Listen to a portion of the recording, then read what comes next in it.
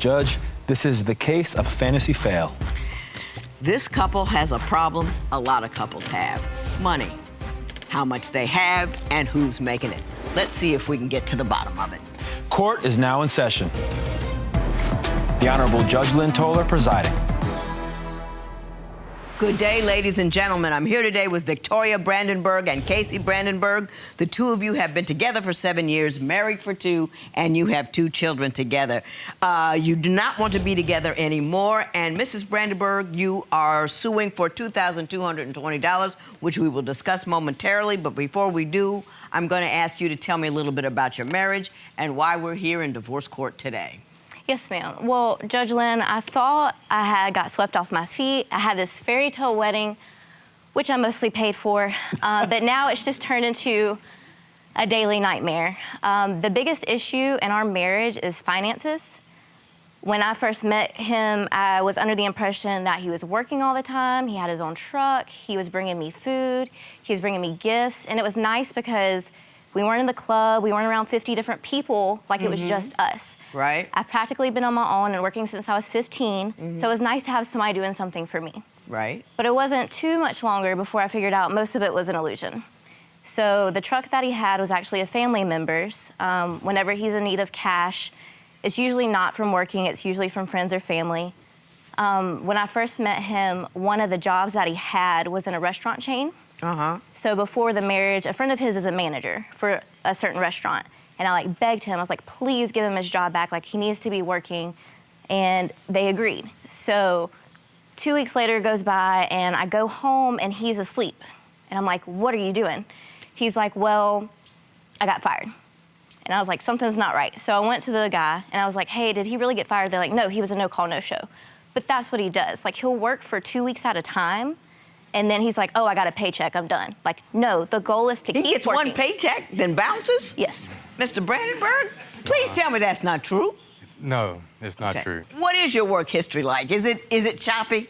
It is. Lately, it has been. Judge Lynn, he'll have 8 to 10 jobs a year. Filing taxes is a nightmare. It's hard for me to work now. Would you put 8 to 10 jobs a year? It's hard for me to work now. Back in 2015, I got hurt on a job. We've been together since 2012. And I almost lost my arm on that job. I was working electrical, getting equipment. Right. Trying to get the equipment out the door, and I tripped over another company's equipment. And I went, instead of catching myself on the wall, I went through a window. And it guillotined my arm. Was your work history more solid before that? Yes, ma'am. No. You say no? You say that accident didn't change anything. He was always... If anything, that one job is probably the job he's had the longest. That lasted maybe 6 to 8 months. So that was all right. What's the longest you've been on any gig? Longest job I've had was about a 3-year job. You said in your paper, this was interesting to me, you think he's with you for your car. It was the deepest thing anybody's ever said. Why do you think he's with you for your car? Well, I think there's a lot of reason, and using me is a big part of it, and the car is one of them. So each month he has this thing where I call it his man period. For a week, he'll go away to his friends or his mom's, and the one thing that he thinks he has is he has to take the car. He's entitled to it because we're married. Do you take off with the car? Not always. Every time. I always But on occasion you do? Yeah, I do, because, I can't be trapped with her all the time when she's always being crazy He decides to leave. Trapped with her. That's a very interesting use of a phrase. Do you contend that she's angry all the time? Why are you trapped? Because I'm always at home with our children. I'm always cleaning up behind her. I'm always doing everything around the house. I'm doing our clothes, the kids' clothes. But it's not enough for me to work all day and then to do the laundry and stuff. I'm always with the kids. Whenever she's not around, I always have the kids. She'll be gone for a week or 2 at a time, and she never has a kid. You get no sympathy from me. Just none. What do you say is your major complaint about her? Is it that she's not helpful around the house? It's that she's not always there. When she always go out and do what she wants to do. I'm always trying to find new ways to make money. I do, but in anything I do, he won't support. When I was doing my vinyl business, it's you're not home. If I was traveling to different countries, he's like, you're not home. And it's well, yeah, I can't be when I'm always trying to figure out ways to make money because he won't help me. Do you see where she's coming from on that? I understand where she's coming from. One of the things he used to throw up in my face is when he did get hurt on the job, he had a settlement that he got from workman's comp. Right. And so Which I gave her $18,000 for. it wasn't that much. I was begging him to help catch up the bills of thousands of dollars. So when he paid those thousands of dollars, it went up pretty fast. I mean, when you're months past due, it doesn't take long to be Let me gone. ask you this. What do you think you say, and I know you disagree, but let's just say for the sake of argument, you gave her $18,000. What do you think she did with that money? Paid all her credit card bills off that she did in 2 years. Were they run up because of household bills, or was she like buying Gucci bags and whatnot? Probably a little bit of both. Not only just bills, but her own things that she wanted to buy, like clothes to go out to do things with her friends or go out of town with, and then she would return them. No, I bought the kids' clothes. Bought the kids' stuff. A lot of our clothes came from Paid the family bills. members. I filed bankruptcy at the age of 24 because of all the debt. I was never really past due, but I was using loans to pay credit cards. Yeah, borrow from Peter to pay Paul, Yeah, and you could never catch up, and you finally just said, you know. Yeah, I'm but on the gonna flip call it side, that. I've also spent up to $15,000 on trying for him to get to see a second son that he has. I paid his back support to catch him up. I've spent money in court costs and attorney fees for him to have rights to his son, which every time we go to court with that family, they never really resolve anything. He doesn't see his son. It's really rare that he does. Like, there's no father figure role, and that's one hard thing for me. But the weird thing is they all hang out like they're friends, like nothing ever happened. Did she come hard for you economically with back child support and stuff? Yeah, she's helped me with back child support. She's helped me see my son and everything. Just with those people, she doesn't like them because, I don't know. Well, she's spending a lot of money trying to get you to see the kid. I understand. And like, I love being able to see my son. I hang out with them because my son's there. And it's not just that he's there. The guy that is the father figure of him now, me and him went to school. I mean, if it was that copacetic, why'd she have to pay $15,000 in child support and all of that? She didn't pay $15,000. It wasn't that much. But she paid a lot. Yeah, but she really got back when she took 18 grand from me. But you're married and you have kids and you guys have bills. How do you call that? Like I gave her money. It was like you're contributing to your household. I don't get your point of view on that. He wants to buy a car, like an old Mustang. And those things take so much to fix up and like repair. He wants a project. And so he throws it in my face. He's like, well, I'm always taking your car because I could have had the money to buy my own car. Well, it's like, okay, let's go back the past 7 years when I was paying all the bills and split that in half. And at the end of the day, you still owe me money. Right. When I am home, he's constantly on his phone or in the bathroom outside smoking a cigarette. 24/7, no matter what time. Yeah, because that's how you make money. I know you don't know what that is, but that's how you make money. So that's how I keep him with all my contacts. That was frosty. But feel the chill all the way over here.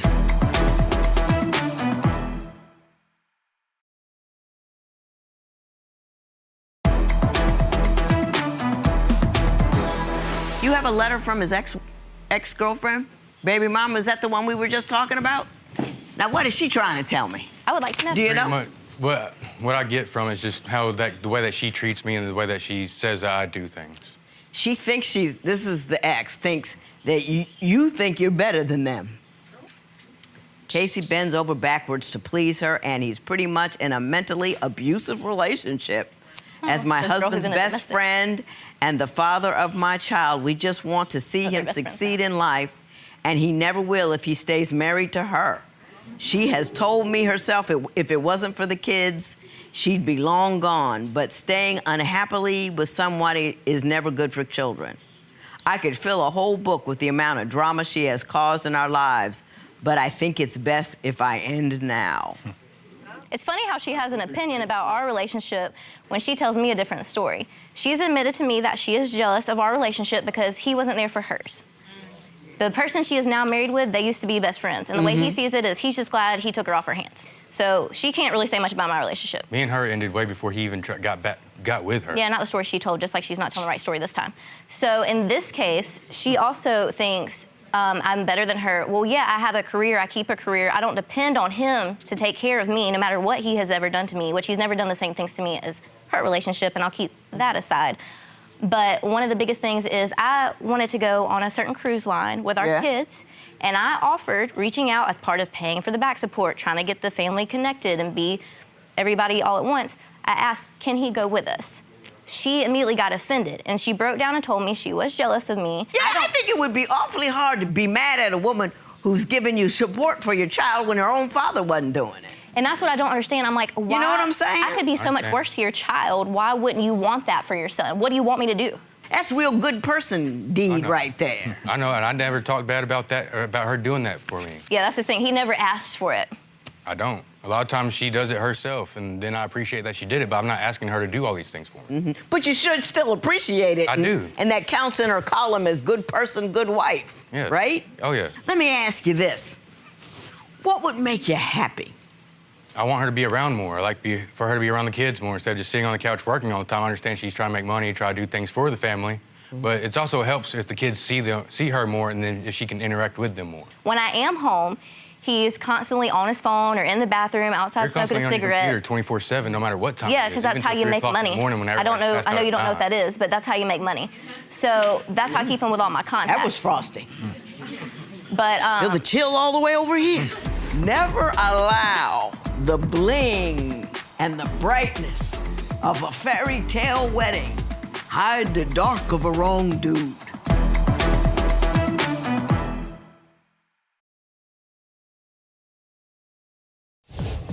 If you would like your case to be heard on divorce court, call us toll-free at 1-877-311-2222 or log on to our website at divorcecourt.com. Missed a show? Watch full episodes on our streaming platforms, and for exclusive content, go to Apple TV.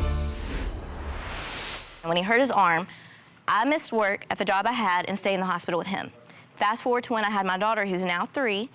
When I had her, I was in the hospital. It was a lot of complications. I was high risk. I was literally tied down to a table, tube down my throat. I don't even know who delivered my child. Right. I've had a mini stroke. Like, I've had all these medical things, and it was just super rare. Like, there was no foreseeing it. Right. So when I was in the hospital the first night, he was so great. He helped me out. My liver was failing. He was like a whole different person. He helped me get in the shower because they didn't help me walk or anything. And with a C-section, that's hard. So the next night, he completely disappeared. And we eventually went to counseling years later. It was part of my benefits from the old job I had. And he admitted that he pretty much left me there to die. Like, he saw the condition I was in. He saw, like, my liver was failing. It was really bad. It was really traumatic. He thought I was going to die, and he didn't want to remember me in that state. But that's when you need somebody the most. Oh, tell me a different story, Mr. Brandenburg, please. I wasn't wanting her to die. I wasn't waiting for her to die. I was just, I had our son. And it was hard to bring another child in there while she's going through. He says nobody would watch our son, but there's text messages where people would watch him. Everybody complained that I was trying to get them to watch our child. Be like, well, you can only get it for a couple hours. And it's like, well, as soon as I drop them off. You say okay. I know, just as soon as I would drop them off, as soon as I get back to the hospital with her, I'd have to leave as soon as I got there. I don't believe that. I just don't believe that. What was the final straw? When that happened in the hospital, or when he admitted that in counseling, that's when I mentally was done. But it's real hard. Like, another thing, I helped him work at a music festival. We went to Tennessee. We were just kind of stuck there. She quit that one. Before she even got ahead on that one, she quit that one the first, like, so we got there the first night and did the work. And then she left that morning because she couldn't get any sleep. So the real story is, when we went there to work, it was this big booth. You can't really see everybody, everything's going on. We got put to this little booth, and this guy was like, what is this girl about to do? She's about to be in my way. I killed it. I busted my butt. I did every station, everything like that. And then meanwhile, he is over there sipping a drink, talking to the girls, doing the bare minimum, trying not to be seen. And I'm like, you need to step it up because they're going to pay people to work. He's like, well, we're in Tennessee. Where are they going to put us? Because, I mean, you only had to stay there on the grounds, and it was in a tent, which was bad on my part. But for him, he was like, it's fine. Like, I'm here. We'll work. Okay, so at the end of the thing, I had the guy pull me aside, and he was like, hey, I want you to come back in the morning. He cannot come, but he can come that night. So go to the tent, and I tell him that, and he blows up. We were $125 away from paying off our fairy tale wedding. So I was done. I was like, I don't want to get married more. Like, if you can't do the simple task, like, I see how you are at work. You can't lie to me and say you're getting fired and laid off. Like, I see it's you. I am done. And we left, so we didn't get paid because you had to stay for the whole event to get paid. So I busted my butt for nothing. Got sunburnt. Went to a family member's house. They paid the remaining of the balance. And then it's like, well, at the end of the day, I'm kind of stuck because I can't work and watch the kids. I can't pay the bills to pay. I understand completely. You want $2,220, $170 a week for 6 months, totaling $1,020, so the kids can stay in daycare, plus $200 a month every week for 6 months of electric bills, totaling $1,200 for a grand total of $2,220. correct? Yes, ma'am. Okay. I What do you pay- have to say about that? My money have is the what bills. goes to daycare every week. Everything I do make, even if I only make $300, the $170 goes to daycare and whatever else they need throughout the week for their lunches, their schools. Does he anything they- already pay for daycare? By him paying it, he means his family No, helping him they out. do not pay for it. I work for them. I do jobs. So for if them. you've got kids in daycare, what you complain about? I can't clean, I can't get nothing done. Because I'm Kids not in always at the daycare. house. I'm always working. Like, I know I've been working with my dad a lot because he has his own business going to where he's flipping houses. got and it. I'm For like working 2 with days him. out of the week. I gotcha. I see what's happening. No, it's not 2 days out the week. It's after every day. Mr. Brandenburg, life is complicated and difficult. And I think you're letting life happen to you instead of you going out there and handling your business.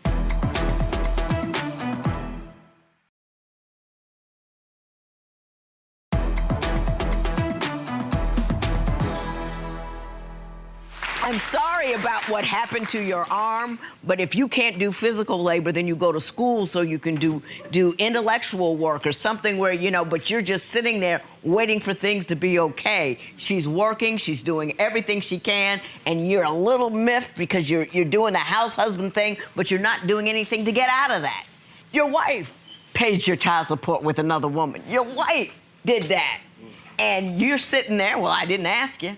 That's a person who's having their life just happen to them, and you're not happening to your life. This is what I need to say to you. Never allow the bling and the brightness of a fairy tale wedding hide the dark of a wrong dude. I hear that a lot in here, the fairy tale wedding, the fairy tale wedding. You don't need the fairy tale, you need the accounting. What's in the book? Got a job, you gotta know what his situation is, with taxes, all that kind of stuff. And I think a lot of women get all distracted by that idea, I'm gonna have this wedding, and don't detail the dude. He had alarm bells everywhere. Well, most of them were hidden. Like his second Of child. course they I are. didn't know he had a second child until after our first one was born. Yeah. But you had to see his work record. You had to, you know what I'm saying? You got to pay attention. You sit down, you talk about money. You actually sit down and look at the books.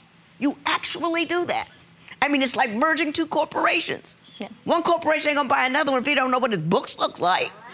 It ain't romantic, but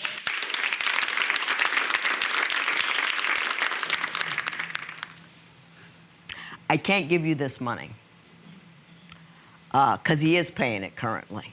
So if I were to demand that he pay it again and he's still paying it currently, he pays twice. If in fact, when you finalize the divorce, you need to make sure everybody's paying what they're supposed to pay, but they would be premature at this juncture. I think that you should continue to move forward, Ms. Brandenburg, because it's not fixable. Do you know what I mean? It's not a thing that it's between the two of you.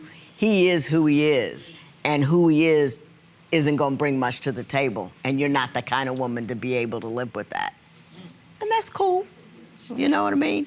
Always be a good co-parent.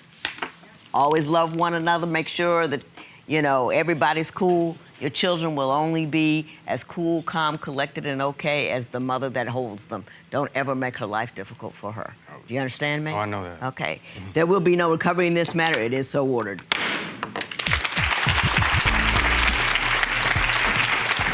All right, Judge Lynn had a lot to say today. What's your take on how things went down? I'm glad she brought everything to light and said her piece, and hopefully he'll take it to heart too. I'm just ready to go forward. Do you think there's any hope here? Honestly, no. I mean, she's gonna be the way she is. I guess I'm gonna be the way I am, I guess.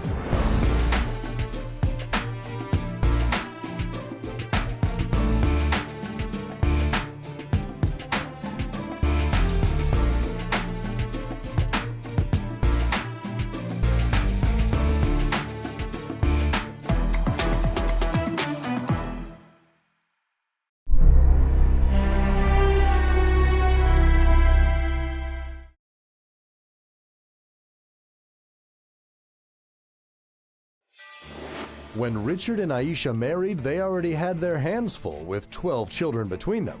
But never in their wildest dreams did they think that their union would come to this. She likes to go out. She likes to go and hang with her friends. She likes to do things. I would like to get out more. But and you can't. I would like to do things. Because you're the stay-at-home dad at this point in Yes, time. I am. Stay-at-home dad, if he get a life, he wouldn't be a stay-home dad. I can't get a life if I'm at home staying home with the kids. Mrs. Thomas, are you out and about running around? If I do make a girls' night plan, he's calling every 15 minutes. You're Me the calling dad. for only You're 40 the- minutes? Why No, are you Your calling Honor. me? Richard says he wants to save the marriage and keep his family together, but Aisha says she's through. Today, on Divorce Court. All rise. Court is now in session. The Honorable Judge Lynn Toler presiding. You may be seated. Good day, ladies and gentlemen. I'm here today with Aisha Thomas and Richard Thomas, Mr. and Mrs. Thomas. The two of you have been married for 4 years. Mr. Thomas, you want to stay married. You want to save this thing. You've come here to help me talk her into staying with you.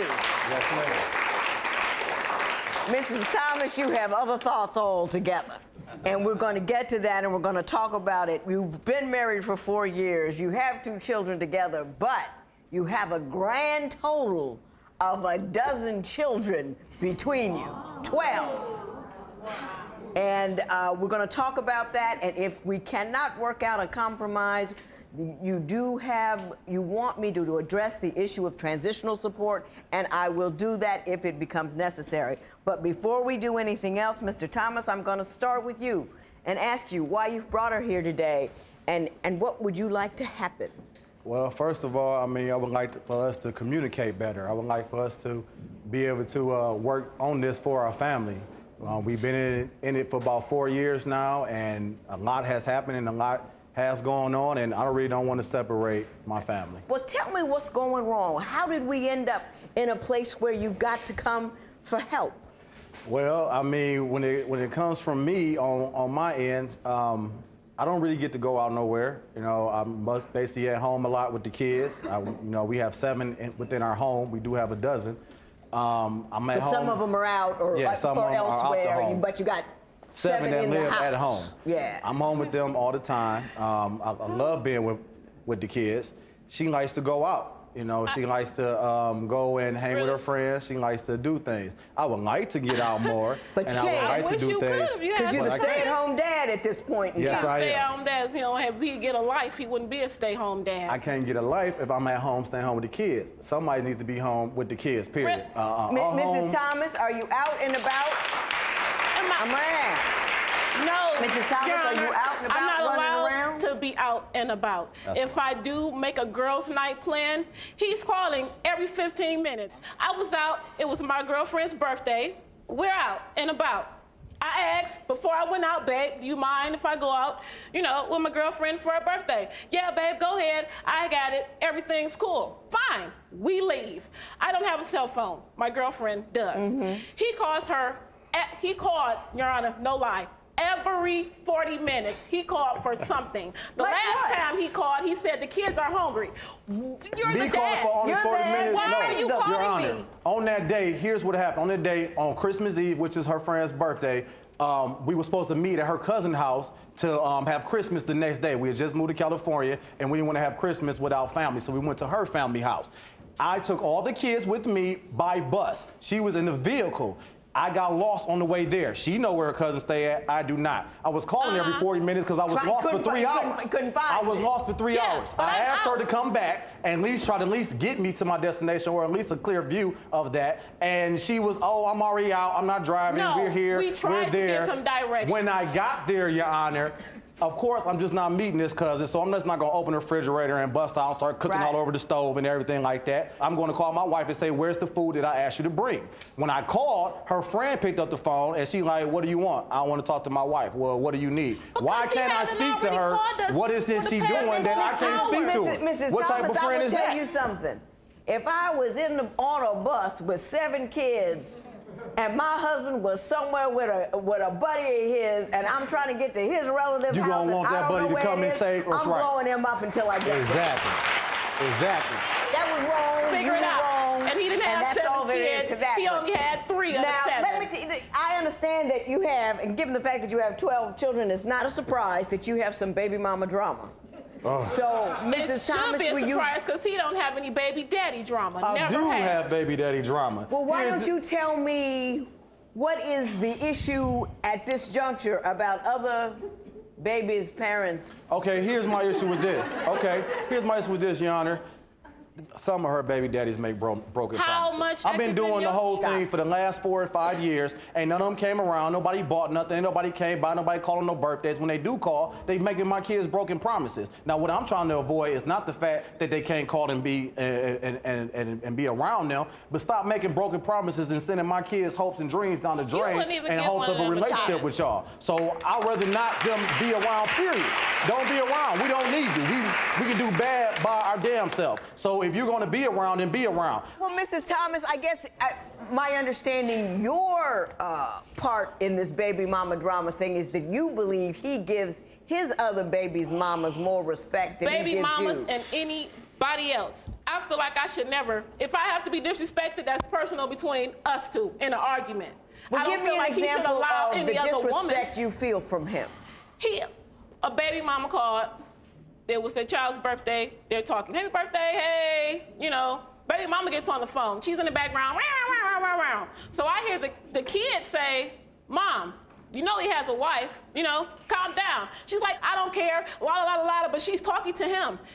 He's all passive aggressive. Oh, okay, well, I'm gonna just call you back. But if it was me on the other hand, I'd have been all disrespectful and everything. And I don't feel like any woman should get that. If someone disrespects me, he should be all over it. Just like if one of my baby daddies or any man disrespects him, I'm going to be all over it. And that's the way we should be. When Divorce Court continues, how did Richard ruin Aisha's big day? You didn't even have a proper wedding. How did that one thing affect the other? Are you dealing with baby mama drama or baby daddy drama that has you ready to divorce? Call toll-free at 1-877-311-2222 or visit our website at divorcecourt.com or become a fan at facebook.com/divorcecourt. Divorce Court is back with the case of Richard Thomas, who wants to save his 4-year marriage even though he charges that his wife doesn't communicate with him. But is Richard really the one to blame for the demise of this marriage? He let a lot of drama go on. Call the police. Her whole family is on my porch, all because of him. Let me ask you this. You say that all of the drama that he has with exes and baby mamas and all the people that he has out from his former life, or what we assume is a former life, you didn't even have a proper wedding. How did that one thing affect the other? It affected us because Everything. the baby mama was jealous, of course. I have what she wanted, of Right. course, right? You know, so Right. since she's all dramatic and all hostile and big and whatever, he felt like, oh, well, if we make this wedding publicly announced, and if we have a church wedding, she's going to come and crash it. So let's get married to justice of the peace. Babe, that's not what I want to do. This is my day, our time, you know, and who gives a damn about what anybody else say, feel, or would do? We shouldn't make our wedding day about what somebody else would or should or could do. No, it should be about what we're going to do, period. It should That's nothing her came example between it of what at the all. wedding was supposed It's to be. my day. If I want to But get it's married, just not that her broad day. should have It's got both knocked our out. days. She would have Well, came to Period. that Mr. Towers, I'm going to church disagree there. with you on that. It isn't both y'all's days. It's her day. Exactly. But we it's made not, it her day.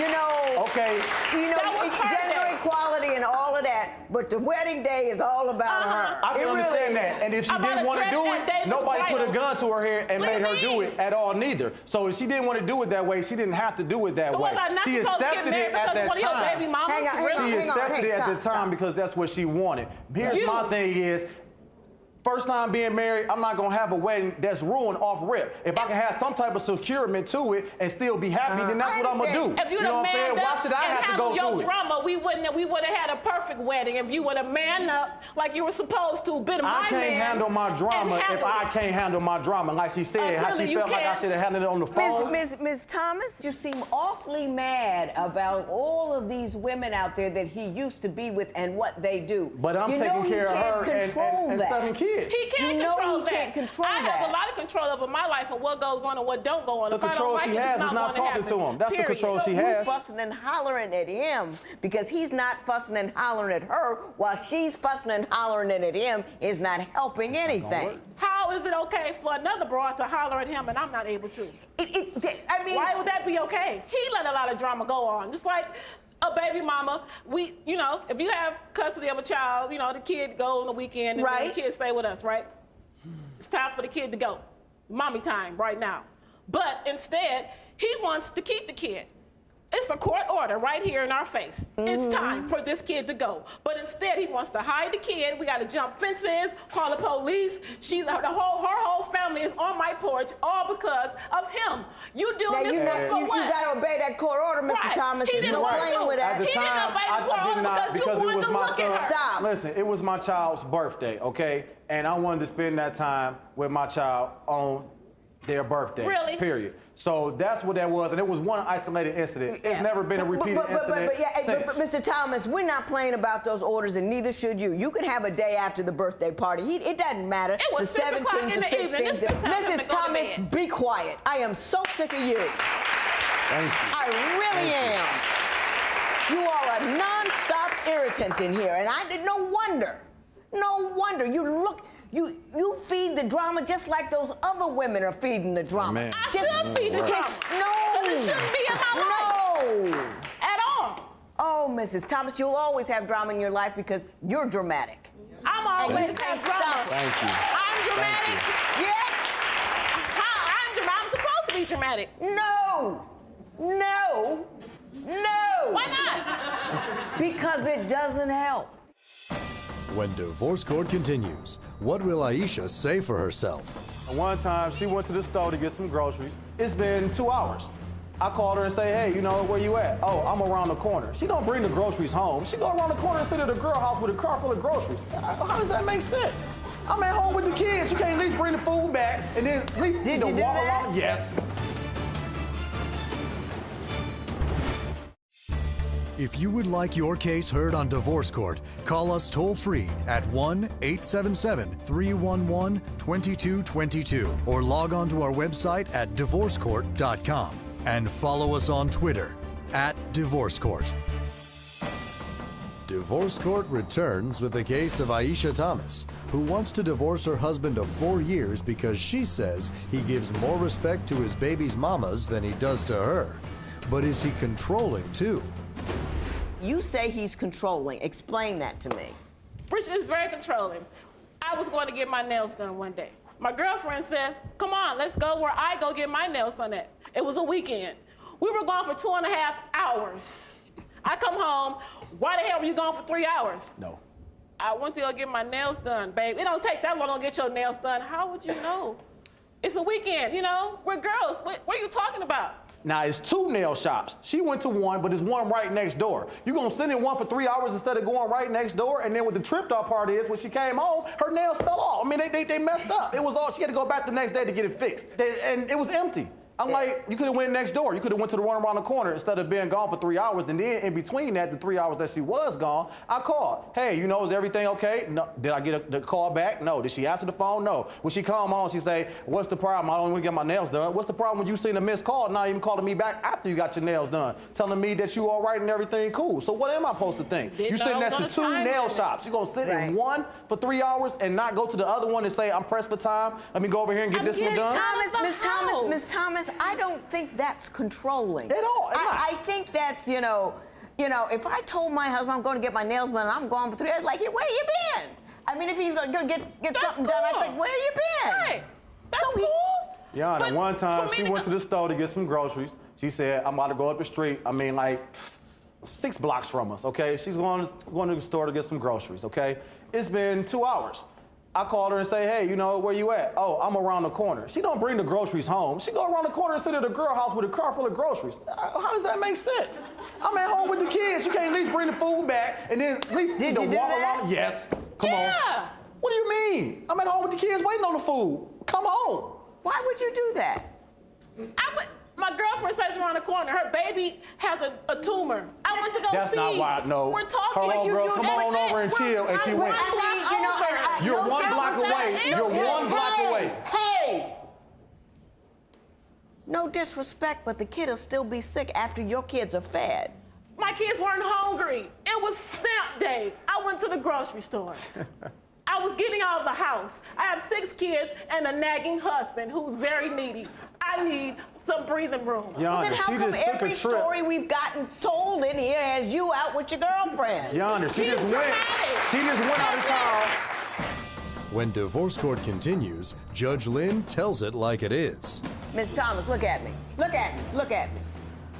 This man loves you and he wants to stay married to you. Yeah, sure. Okay, Mr. I don't Thomas, get that. Nobody else this gets is that. not fixable without professional help. She Yes, either ma'am. need to go into Yes, ma'am. counseling Yes, or ma'am. it's not going to work.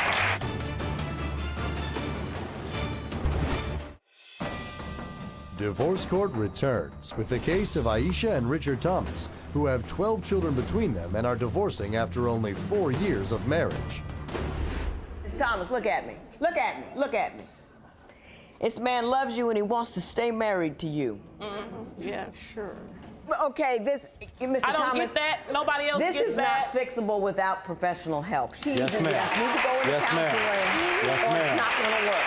Yes, You ma'am. hear what I'm saying? Yes, ma'am. I mean, you're not a perfect man. I'm not saying that. You're not a perfect man, I'd but you're agree. making perfectly good sense to me. No, he's not. He just sitting up here putting on his front. She got a whole lot of, got a whole lot. Hey, you can't even front.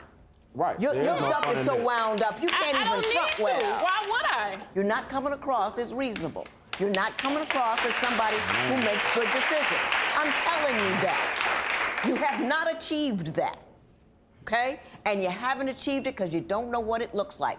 And you'll never know what it looks like until you're able to stop talking and getting all tied up in what you think and what you need and what you want and listen and hear what somebody else is telling you. That's what it is. And you need to go and get some help with that. Honest to God, because you'll never be okay with any guy you get if you're still running around in that tornado in your head. Seriously. And I mean that in all, I don't want you And to... you don't give me no tornadoes. You're just all, No, I'm up here. I I'm a give her good flux. man. I'm not a perfect man, but I do a damn good job Have you ever gave at being the her flux man. out? Did you ever tell her about your flaws and your issues? I do have flaws and issues. There's no human being on this earth I had that's an perfect. opportunity to speak to you on several occasions and ask you, what's he doing wrong? What's going on? You told me stories that at the end of the day implicated you. You did. How? Yeah, you did. Yeah, you did. You said you were so controlled you can't go out with your girlfriends. And then, 9 girlfriend stories later, we're still talking about that. It's not 9 girlfriend. Your Honor, no, it's not. I don't even want to get into it. I don't even want to get into With it. her more, just as Mrs. much as I Thomas, do. you really do want to leave him, which I think is about the most foolish thing that you could do. But you want $650 a month for the next 3 months for rent for transitional support. Why don't you tell me why you believe Mr. Thomas should pay that amount to you for support? Mr. Thomas should pay that amount to me because we got into a contract together, a lease in an apartment. Okay. And so you want to put him out, and the lease is $650 He a doesn't month. have to leave. You can stay there until his lease is up. If you want to leave, then that's fine. Well, you want to leave. You said when I want to leave? I'm so confused. I really... Mr. Thomas, I wish you the best. All the luck in the world. There will be no recovery in this matter. It is so ordered. All right. Parties may leave the courtroom. Aisha and Richard report they have been doing the exercises that the divorce court aftercare counselor taught them and are trying to make their marriage work. Aisha is working on not bringing up the past and is listening more and complaining less. Richard says that the show made him realize that he's a good person and shouldn't be made to feel bad about himself. They are working hard to stay together for their children's best interests.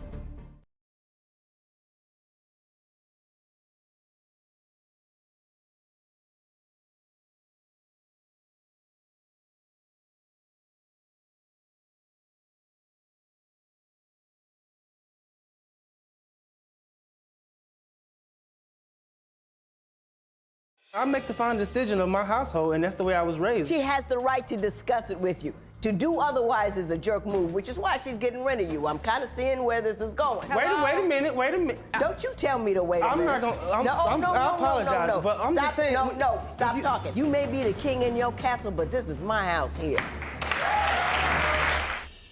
She's the judge who gives rules on the law and life. She's intense with common sense. She's Judge Lynn Toler on Divorce Court, where real couples deal with real life. Anita and Alton met when they were just 14-year-old high school sweethearts who hit the big leagues when Alton went on to become a famous European basketball star. But now, after 12 years of marriage and globetrotting with their 4 children, Anita says she's ready to throw in the towel on this marriage because Alton has just picked up and quit basketball without consulting her first, leaving the family in financial jeopardy and depriving them of the high life they'd enjoyed. One of our family members got really sick, one of our children, and we didn't have medical insurance in the state, so we had to pay out of pocket. Right. $130,000. Whoa. Depleted our savings. She went out to buy maybe $2,000 worth of summer clothes. It's spring. We got rent is due. Will Anita give Alton one more shot to win her back, or will the shot clock run down on this marriage for good? Today on Divorce Court. All rise. Court is now in session. The Honorable Judge Lynn Toler presiding. You may be seated. Good day, ladies and gentlemen. I'm here today with Anita and Alton Mason. The two of you have been married for 12 years and you have 4 children between you. You do not want to be married anymore. Well, that's not quite the case. Mr. Mason, you contacted us because you'd like to save this marriage. For sure. Ms. Mason, you are through, done, and finished. And you want to have a financial resolution to this matter as well. So I'm going to start this out by asking you to tell me a little bit about your marriage and why we're here in divorce court today. My husband was blessed to be a professional basketball player in Europe. So we have traveled the world the last 10 years. Right. He's been working in his profession. And he just ups and decides to retire without even speaking to me about it, just made the decision on his own. I mean, he's played all over. Hang on, how old was he when he retired? How old 34. were you when you retired? 34? 34 years old, yes, sir. Yes, ma'am. This is just recent.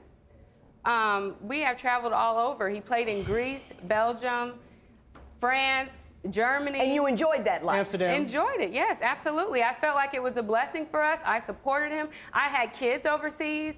It was our life. Okay, Mr. Mason, you retired at 34, correct? Yes, ma'am. Did you talk to her about it? I had a meeting with my manager. Right. She came with me. Right. And we sitting in a meeting, and he asked me do I want to renew my contract? I said. Granted, Judge. I said no. I said I don't want to renew my contract. I'm done. All of a sudden, I get a kick under the table. I'm thinking the manager's kicking me because he really want me to sign. But I look over and it's my wife.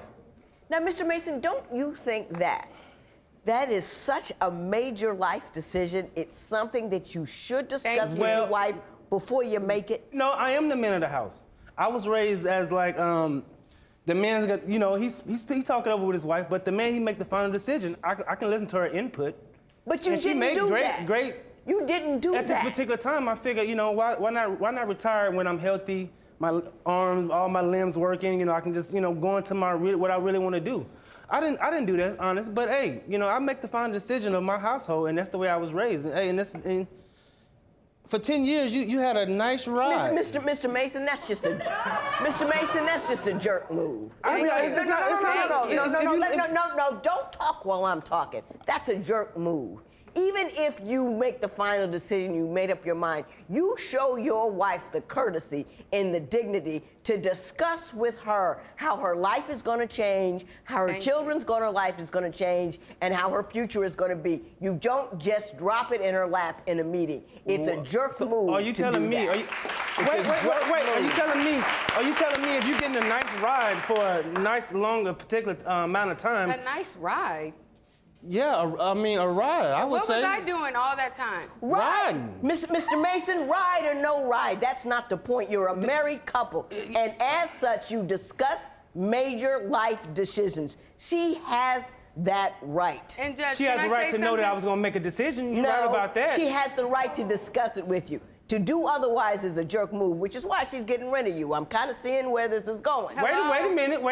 Don't you tell me to wait a minute. I'm not going to. I apologize, but I'm just saying. Stop talking. Okay. I'm not talking to you. You may be the king in your castle, but this is my house here.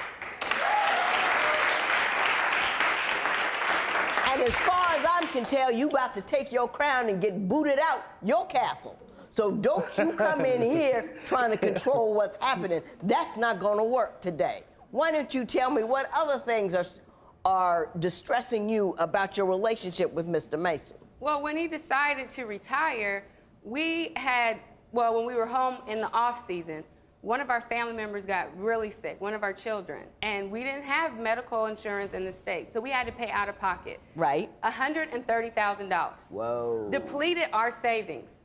Who would retire when you know you need to get money to rebuild this savings? Well, what do you do now for a living? Right now, I'm finished up my degree. I'm going into coaching. That's what I'm going to do. Now, I'm making money. I'm the breadwinner now. Listen, it's 2000. What happened to health submissive? insurance and life insurance through you? Yes. Through your, what do you do? I am a wine consultant. I started my own business doing wine consulting. Yes. You taste wine for a living? Yes, I do. Yes, I do. Sounds like a gig. That's like a hobby, right? Is that a hobby or is that a gig? See, and this is what I'm talking about. Well, Mr. Mason, do you get your health insurance through her? Yes, ma'am. So you don't denigrate what she does. Thank you. If you get sick, you're going to get well on her back and on her dime. So don't call it a hobby. It's what's supporting you. It's what keeping your kids safe. It's what will keep your kids in the hospital if they need to go. So don't denigrate it. She's handling her business. When divorce court continues, is there another factor lurking in this couple's financial issues? Ms. Mason, you say he gambles. Explain that to me. Yes. Divorce isn't easy. Call toll-free at 1-877-311-2222 or visit our website at divorcecourt.com or become a fan at facebook.com/divorcecourt. Divorce court is back with the case of Alton Mason, who says he didn't see a need to consult his wife when he decided to retire from playing professional basketball. But now that he is retired, is he desperate for money? This man is at the casino and took $2,000 out of my pocket. You obviously had a big salary while you were doing that 10 years. Is that correct? I would say so. Yeah. How come you only had $130,000 saved? And why did you think that was enough to retire on?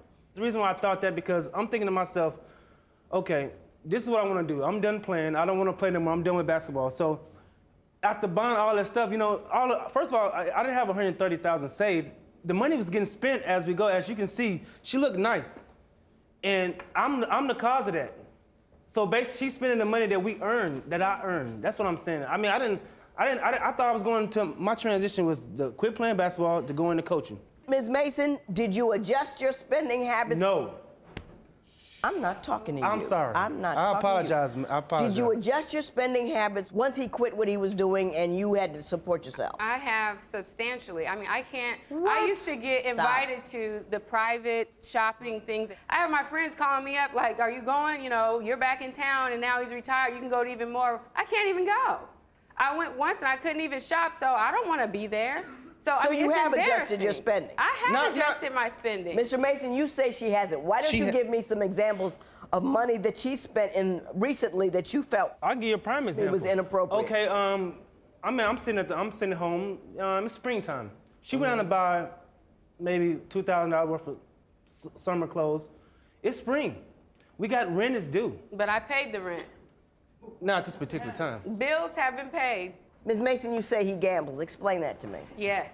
One night, we went to the casino. I'm fine with going to the casino having fun. However, I'm not gonna leave all my money there. I mean, if you could get rich there, everybody would be there. Right? It is a lot of people We there. were there so late, Judge. I said, I'm gonna go wait in the car, like hinting, so he thinks to himself, okay, she's in the car, I need to get done. Yeah. I woke up, it was 7 a.m. And I had to go in and get him. Not 7 a.m. I woke up and he was opening the car door. I had to go in and get him. Do you gamble a lot, Mr. Mason? Or is it just every once in a while? It's like a hobby. This man thinks he's gonna get it big. It's like a hobby. It's like a hobby. And how often do you do it? 5 days a week. Exactly. 5 days a week? You gamble 5 days a week? That's too much. Can you afford it? I'm trying to get the money back that she didn't spend. I'm trying to get the money back that she didn't spend. You say the same thing I'm trying to get the money back she didn't spend. It's just silly. Can I say something, Judge? Yes. He's saying he's trying to get the money back that I spent. Let me tell you, we had an argument about this, what we're talking about, his retirement thing. He took me out for a nice dinner. We go to bed together. So I thought, my phone is ringing at 1:30 in the morning. This man is at the casino and took $2,000 out of my pocket while I was asleep. Did you take But he's trying to, what'd you say? You're trying to get the money back that I spent? If you married, it's our money. Did you? But what did you just say? Right? What Right? did you just say? No, if we married, it's I'm considered our talking to money. you. Yes. Did you take $2,000 out of her purse and go gambling? I honestly took the $2,000 out of our purse and I gambled it. So you have a purse. So the money she makes is our money. The money you make is your money. Because you were talking in here about how she spent all your money when you were traveling. When divorce court continues, is it Alton's fault that Anita demands the best? You lavished me with gifts. On my 28th birthday, he got me a Range Rover. My dad told you, you know she's a princess. You know the type of life I want for my daughter. Are you going to be able to maintain that? If you would like your case heard on Divorce Court, call us toll-free at 1-877-311-2222 or log on to our website at divorcecourt.com and follow us on Twitter @DivorceCourt. Divorce Court returns with the case of Anita Mason, who wants to divorce her husband because she says he has a gambling problem. But does Anita have an issue with money, too? Ms. Mason, did you actually spend $1,000 last week on hair and nails? You seem to be concerned about the manner that she spends her money, and you find it inappropriate for her to spend money on clothes, when in fact you seem to have no problem leaving it at the casino. Why is what you do with the money appropriate and not what she does? And the reason why I think that is because I'm trying to get more money. I'm not spending it on no purse, or I'm not spending on no shoes. So you're saying it's an investment towards more money? It's an investment, of course. How's it turned out? It's investment, I mean. How's it turned out for you? How much have you made? Are you up? Are you down? Are you what? You're not up. I'm even. He's not up. I'm even. I don't lose. You do lose. You do lose. You lose. Let me tell you something. it's a law of average. Mr. Mason, the casinos are out there and in business because the cards are stacked against you.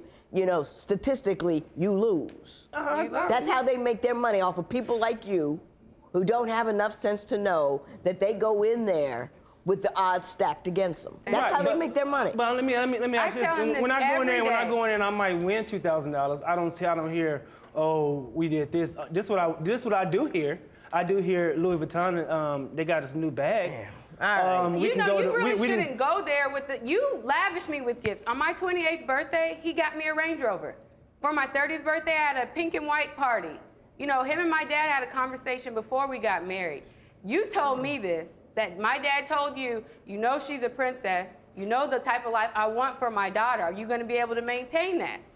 Yeah, but Did you have that conversation? Yeah, we did have that conversation. And have you told me you want me to have the nice things? Yes, but I don't want you to Let me get off Mr. Mason for a minute. Ms. Mason, did you actually spend $1,000 last week on hair and nails?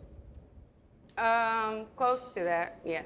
How much sense does it make to spend $1,000 on I had hair? it. I had it. I paid the bills. I mean, unlike him, I would never go do something like that without making sure these bases are covered.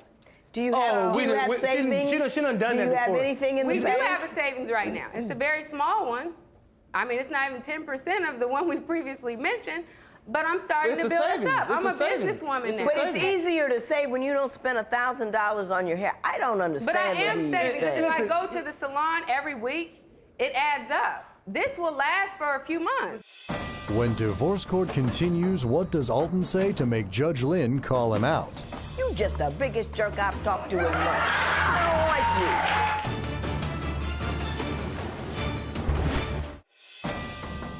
Divorce court returns with the case of Alton and Anita Mason, whose 12-year marriage was sidelined when he retired from professional basketball without consulting his wife. So is she mad that I retired and we don't got the lifestyle and the money? She's mad because you're a jerk. That's what she's mad about. I'm a jerk. That's her problem. That's what she's mad about. Now I'll explain it to you in a minute. First, tell me about the $2,000 that you're seeking from him. I was asleep. That's like stealing. I don't care if we are in a marriage. Yes, the money should be both of ours. It was totally unfair. I'm like bamboozled. Like, thank you for calling me and letting me know where you were. But why didn't you say I want to go to the casino? I felt disrespected all around, and I feel he owes me this money because I earned it. It was for the rent. He's being irresponsible yet again, being selfish, and just doing whatever he thinks that he needs to do without thinking about the consequences. Mr. Mason, your response to that would be? Would be is I'm trying to go and get more. You know, I figure like, you know, I'm trying to get more for our family. You know what I'm saying? Like I said, the casino is not a guarantee. We all know that. It's a gamble. But that's No, my it's a hobby. sure thing, and it's a sure thing that you'll lose. Here's what I have to say. Both of you need to understand money. You need to take a little course in it. You need to understand $1,000 for your hair is foolishness. If you don't want to go to the hair salon, I do my own hair. Thank you. If you don't be quiet, I'm going to put you out of here. You you're just like a needle. You're like falling into a cactus. You just prick me and you bother me. Stop it. You are not your hair. You are not what you look like. You know what goes underneath your hair. That's what's important. $1,000 for this is a waste of money. You're putting money in the pockets of people who have millions because you're not comfortable with what your hair looks like. Let's not go there. It's killing us as a people. Really is. Killing us. You're beautiful. You be beautiful, bald-headed. You don't need $1,000 of somebody else's hair in order to do that. It's so true. You just the biggest jerk I've talked to in months. I don't like you. To you. I don't know if you think you're cute. I don't know if you know you got a big head from playing basketball and making a couple of dollars. I don't know what your problem is, but you are deep into jerkdom. If I were you, I'd rock and roll because I don't think there's any fixing him. He's so deep into his jerkdom that he can't get out. There's nothing he can do at this point in time. You can be fixed. I mean, what's wrong with you, you can deal with. I can't be fixed. Be quiet. You know, no, I'm talking, Mr. Mason. Mr. Mason. You know, there are miracles. I believe in miracles. I'm a miracle. I'm sure you could, but you don't listen. And people who don't listen don't learn. And if you don't learn, you can't get better, and you don't listen. So that's why I don't think it's fixable, and that's why I think you're rollable. But let me say this. There is a concept in the law about the misappropriation of marital funds. And the one example that they give in order to illuminate that is this one, is when a spouse takes the rent money and goes gambling. It is a misappropriation of funds. That's it. That's all. You didn't have the right. $2,000. Don't put it on your hair. Put it in the bank. Thank you, $2,000 in favor of Mr. Mason. It is so ordered. All rise. Parties may leave the courtroom. Anita says she loved Judge Lynn's advice and has stopped her excessive shopping as instructed.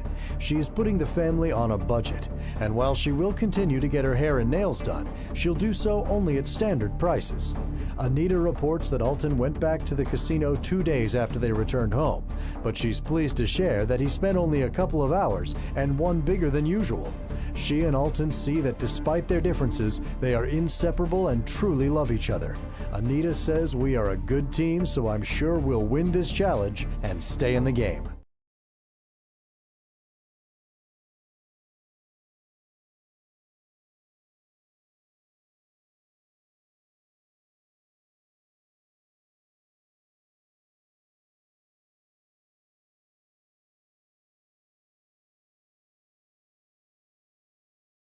This fool got up and got dressed every morning, just like he is right now, to go to a job he did not have that he got laid off from 2 weeks prior to. Every single morning. What did you do, take your clothes off after I left for work? I'm not afraid to admit, I was afraid to tell her. I was honestly afraid. She's the judge who gives rules on the law and life. She's intense with common sense. She's Judge Lynn Toler on Divorce Court, where real couples deal with real life. The two Brandys met when they were teenagers, and once they found out they had the same first name, they were inseparable. Now, after 10 years of dating, the only thing they have in common, besides their son, is non-stop fighting and arguing. I am here today to show America why my ex, or soon-to-be ex, is the biggest loser, con man, liar, deadbeat father ever, and I am done. I'm here today because I'm tired of living with Sid with a Gemini. I'm tired of living my whole relationship on Facebook. I've had enough, it's over, and I'm done. Can this couple make it work for the sake of their child, or will this teenage dream finally come to an end? Today on Divorce Court. All rise. Court is now in session. The Honorable Judge Lynn Toler presiding. You may be seated. Good day, ladies and gentlemen. I'm here today with Brandy Horton and Brandy Jefferson. The two of you have been together for 10 years. You have one 6-year-old together, and you two no longer want to be together. Mrs. Horton, you have brought Mr. Jefferson here seeking $2,000. And I had to read this 2-3 times just to make sure I had it right. For underwear that you bought him. Underwear. Throughout the course of your 10-year history, and I'm sure that there's a special emotional reason why you feel the need to be reimbursed for underwear. So we will talk about that momentarily. Before we do, however, I'm going to start with you, Ms. Horton. Why don't you tell me a little bit about your relationship and why we're here in divorce court today? Basically met Brandy and head over heels in love with him. As the years progressed, throughout, I ended up being his mother, his sex slave, his cook, the single mother of his child while he's in the home. I'm done. He's a liar, he's a manipulator, and I can't put up with it anymore, and I can't deal with it. He cannot keep a job, he's broke. You say he can't keep a job. Out of the last 10 years, how often has he been employed? I'd say he probably had about 20 different jobs in the last 10 years. 20 different jobs in the last 10 years? Yes. He rotates through jobs because he's a liar and he's a manipulator. And, for example, co-worker at his job, he messed with the girl. Hold on a second. I found out because I snooped through his phone. Found a video of her. She saw that stuff on the phone because I showed it to her. It wasn't a secret. It was a problem at my job. So she was stalking you, more or less. Exactly. It was a problem. It wasn't something I was doing willingly. I wasn't even messing with the girl. That was the whole point. That was the whole issue because I wasn't messing with her. Ms. Horton, tell me another story that would demonstrate to me that he is a habitual liar. He's a habitual liar because on another instance where I found out later he was terminated, this fool got up and got dressed every morning, just like he is right now, to go to a job he did not have that he got laid off from 2 weeks prior to. Every single morning. What did you do, take your clothes off after I left for work? What, I'm just trying to figure it out. And then put them back on before I got home. Okay. Did you get dressed for a job? I did that. I did not. I did not want to tell her about what happened. I did that. When the anger comes off this woman, it's so severe. It's such a serious situation that I was honestly. I mean, I'm not afraid to admit I was afraid to tell her. I was honestly afraid.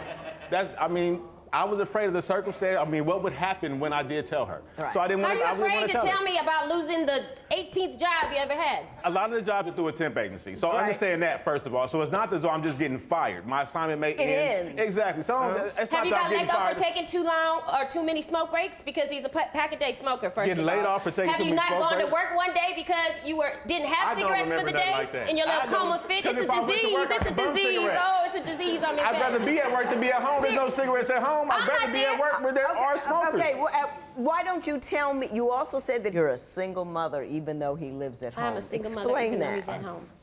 He has not provided a single thing from toilet paper, socks, shoes, pants, nothing. He doesn't take his kid to the park. He doesn't take his kid to Chuck E. Cheese. He hasn't done anything for his kid unless funded by me. How can, and how I can have that given be, how him can money that to take possibly him be to do true? something. How can that Name possibly one. be true? Name one. Okay, Please. Mr. Jefferson. It's not, I mean, it's not, I'm sorry that I don't have a list of everything that I've done, this, One. that, and the other, but I live in the house. I haven't, it's not that I never work, I never do anything. One. I mean, how can you say I never Name do one. nothing? How can that be true? Here's what I'm going to ask. I see what you're saying here, but here's the question I'm going to ask you. Presence is a great deal. I mean, you don't have to be going to Chuck E. Cheese Not to her. or to Disney. He's not Disneyland. present. I am still talking. Sorry. If you are engaging with your child at home, doing homework, you know, whatever it is guys do, that counts for something if he doesn't have the money to do otherwise. He's not doing that. We have a back house. He spends the majority of that day in that back house smoking. Period. The kids are with me. The kids follow me around the house. When I leave, I take the kids with me. I take them everywhere they want to go. I spend the time because she spends so much time bad-mouthing me and cussing me out and talking bad about me, and even in front of the kids, that no, I try to, you know, remove myself from the situation so it doesn't get escalate or turn into something that it really doesn't need to be. Now, let me explain something to you. Now, I'm supposed to be in a relationship with her, but I'm not. I'm in a relationship with her and all her friends on Facebook. It's not just us, okay? Now, see, hold on. She lives her life out loud on Facebook on a daily basis. I mean, if there was an addiction to it, she would have it. Yes, every single thing, regardless of what it is that goes on. She's used my whole government name, called me a deadbeat. I mean, literally, Brandy James Jefferson, a deadbeat dad. I mean, all this stuff goes out on Facebook to the point where, you know, what am I supposed to do? I cannot deal with that type of situation. I mean, she's like a politician trying to gain public support. What it is that she wants to be like, oh, I'm Brandy the Angel. Everybody needs to be on my side. Feel sorry for me. He's not nothing. And listen to this jerk. Exactly. Let me tell you what he did or what I think he's doing or what may be happening because I'm not really sure. But I'm gonna put it out on Facebook anyway. You know, that's what I have to deal with to the point where I can't take it anymore. Mrs. Horton, are you living your life out on the net? Please just answer that question first. Publicly on Facebook because he lies about me so. Wait, I do not say anything. Hang on, let her He lies about me so tough. You know what? I put it 100% all out there. When divorce court continues, can Judge Lynn make sense of Brandy's testimony? You're yelling at him, I'm angry because he asked you to be his wife 3 different times. Breakups are painful. Let me help. Call toll-free at 1-877-311-2222 or visit our website at divorcecourt.com and become a fan at facebook.com/divorcecourt.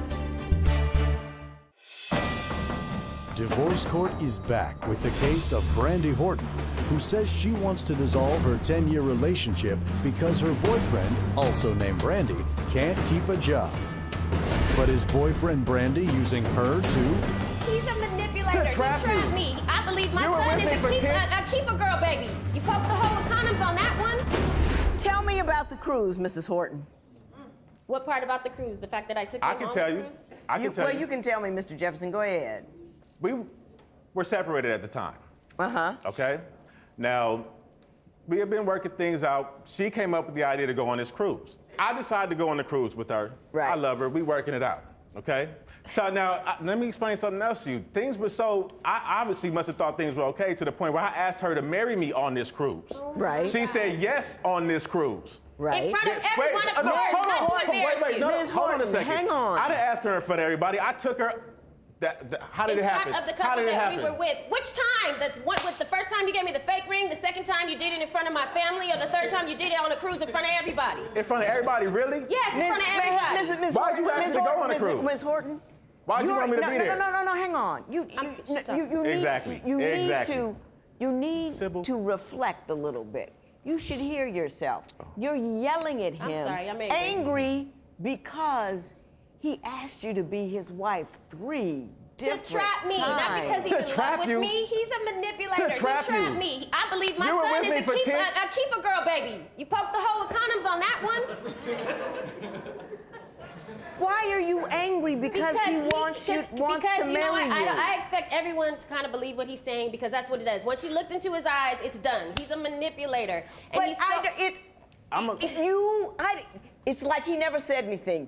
You said he asked you to marry him 3 times. He did. Once on a cruise, once in front of everybody, which a lot of women Haven't you think asked is me to really marry you too? romantic, and once somewhere Let's not forget else. about that and part. you're angry about it, and I don't understand why that inspires anger. Because it was, at the time, you would feel it's out of love, but it's not. I could sew this man up in a sentence. He is a manipulator. Stop. The same reason why he won't get out of the house now is because he has nowhere to go, no support system, anything, because he's burnt everybody, and everybody in his Because I past let life everybody is go just to as be with angry you. as I am. Because I let everybody this is what else he go does to be with people. you. That's why. That's You did why. not let Because I everybody let go with you. everything You go had because to be nobody with before you. that. Why do you think- I was fine before you. I was fine before you. You were not fine. You were homeless and Do you jobless think that and life homeless just, do you think before life I just met began? you. Really? I'm Do sorry. you think life just began with you? Just get out then. Bye. Do you argue like this at home? No, because this is the She argues at me. I have not argued with him in so long She because I'm argues so at me. done. I've been done for so long. So you saved it all It's just up for come- me? Yes, I saved it for you. Aren't we lucky? Okay. You two are going to get out of the same house. Who's leaving? She has the kids. I'm going to leave. I mean, I can give him 2 hefty bags to fill everything he got in the house, because after 10 years, that's all he's accumulated, because he hasn't bought anything, done anything, contributed anything anyway. So Yeah, bye. if you really believe for 10 years I've been doing nothing and she's still been with What me have you for 10 years. contributed in 10 years? I've just been dumb and blinded, and I've seen the light. I want you going. That's Just what it go. is. Okay. All right, we're done. I'm about to see the light in a minute myself. I hope so. All of this confusion notwithstanding, are you two still intimate? I mean, do you still have a relationship? No. No. So that's over. Oh, it's just so over. Stepped on, done, over, bye. When divorce court continues, Brandy says that her boyfriend is untrustworthy. But is it really the other way around? I used to be a confident guy. You know, that's part of the reason why we got together to begin with. That's part of what she liked about me in the beginning. But she has completely killed that spirit. My confidence is gone.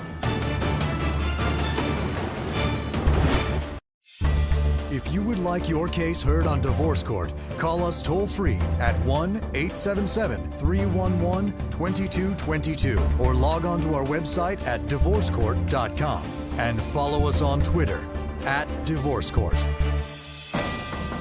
Divorce Court returns with the case of Brandy Horton, who says she wants to break off her 10-year relationship with her son's father because he doesn't contribute to the household. But does he want to try to get back to what they used to have? I love it. For me, it wasn't, I never thought about after her. I mean, I'm just always, this is what I'm going to be with. We're going to work it out.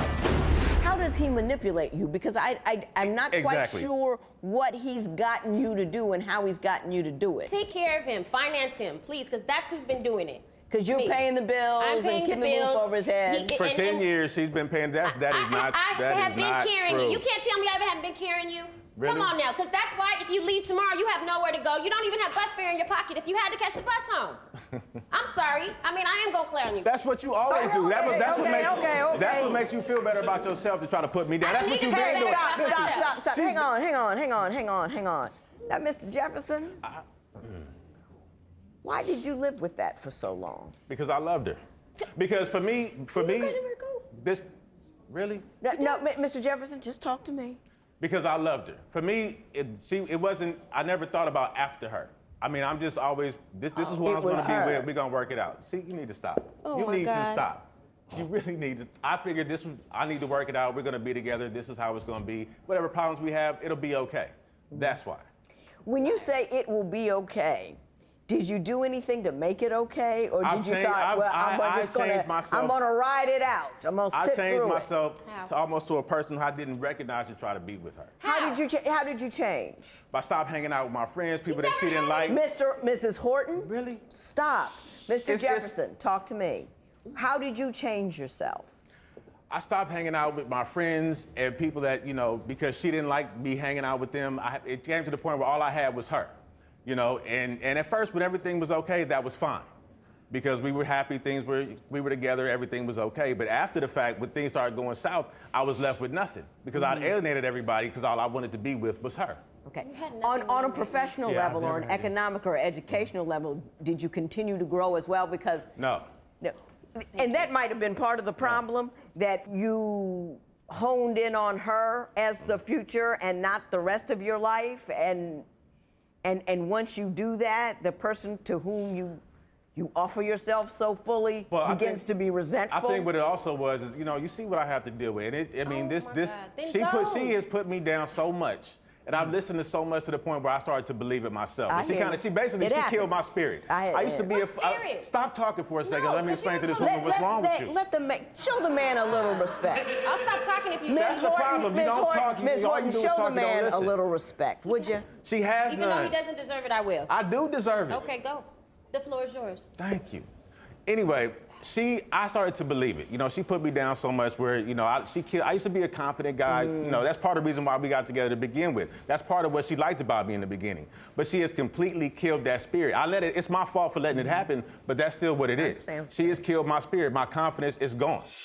When divorce court continues, will Brandi get the money she feels she deserves? This is a pair of this brother's drawers right here. Well, listen, if I'm a deadbeat and a bum, I might as well look the part. You know what I'm saying? I'm not getting none anyway, so what does it really matter? But you took the $2,000 worth of underwear, so pay me back and get out.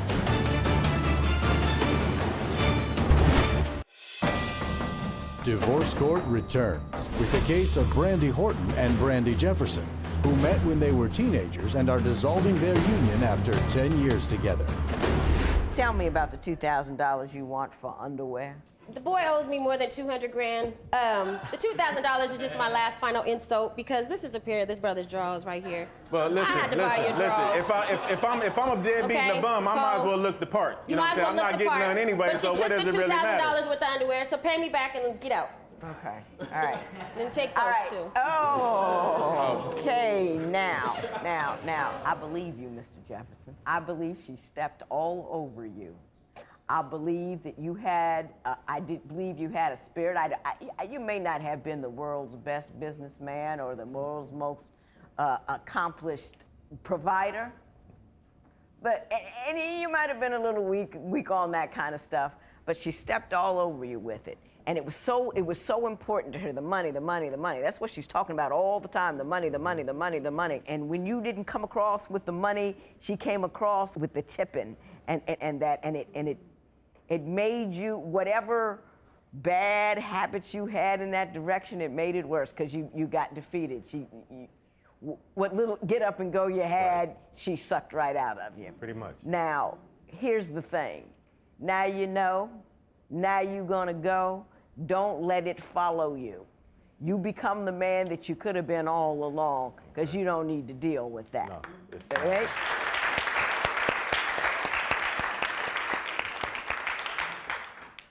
Always stay in touch with your kid.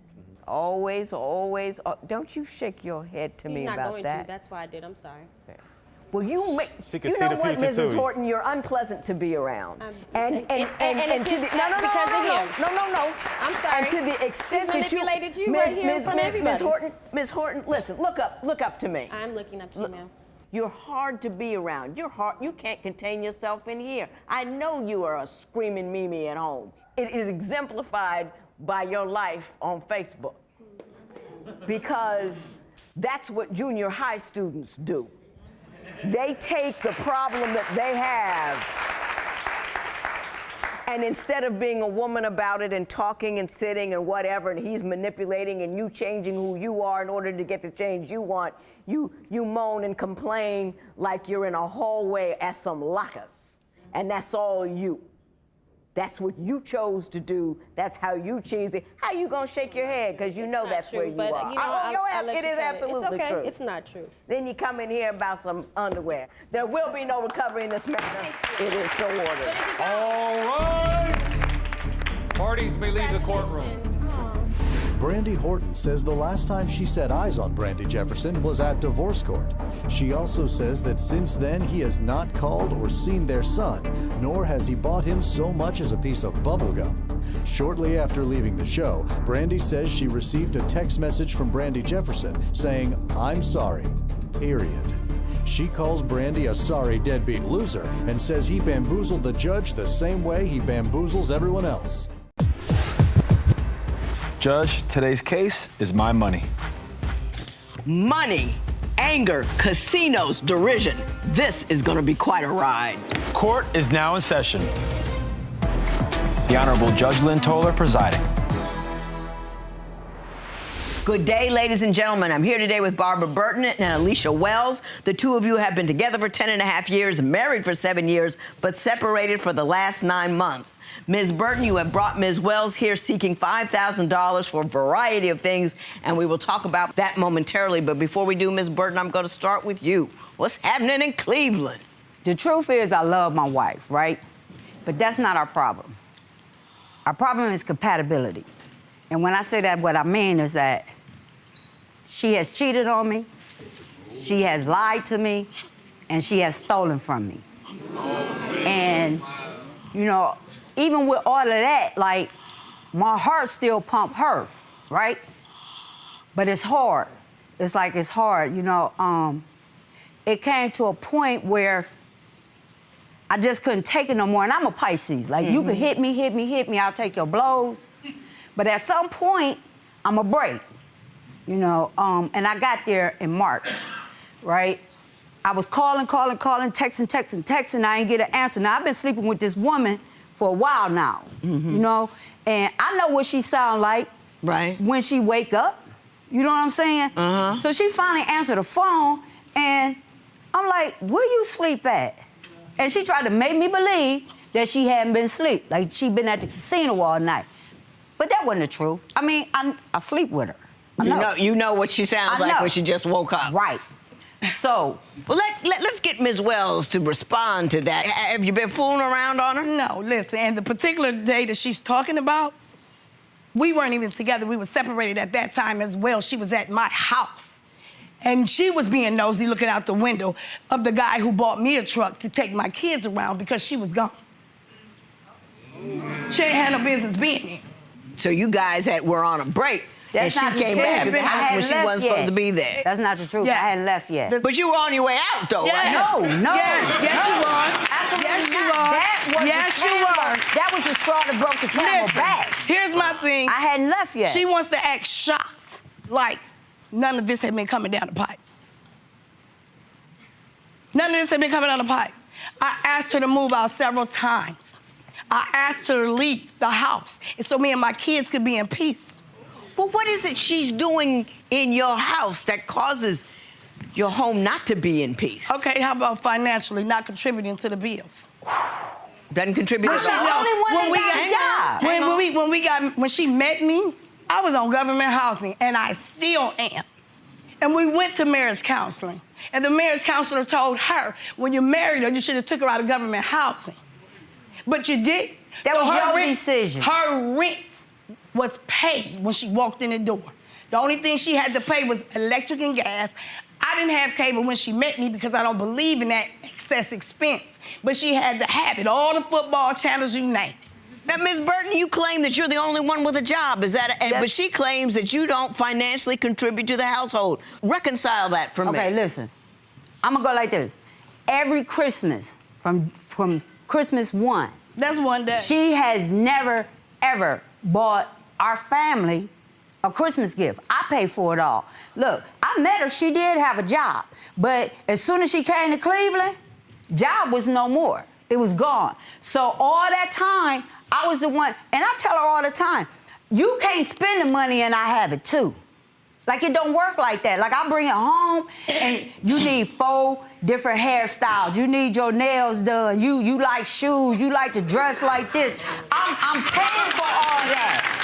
I'm paying for all that, right? But I got to rob Peter to pay Paul for the bills. I'm going to give you a perfect example. Right before this time, March the 8th, before I left, right? I called her on the phone. You left. My bad. You left. I called her on the phone, right? And I said, babe, I got the water bill money. What you want me to do? I said, I'm on my way downtown. She say, don't do that. Don't go right now. Come home, because I need to do something with that money, right? I say, babe, the water ain't on. I got the money right here. I'm on my way downtown. She said, Shouldn't no. have never been cut off. And look, I've been trained for real. Happy wife, happy life. Right. You know what I'm saying? So I go home, give her the money. You know what I'm saying? And you didn't give it to me. I took it from under the TV stand. However, be honest. And that's not the truth. She ended up with that's the not money. The truth either. Yeah. Okay. So The water bill ultimately didn't get paid, right?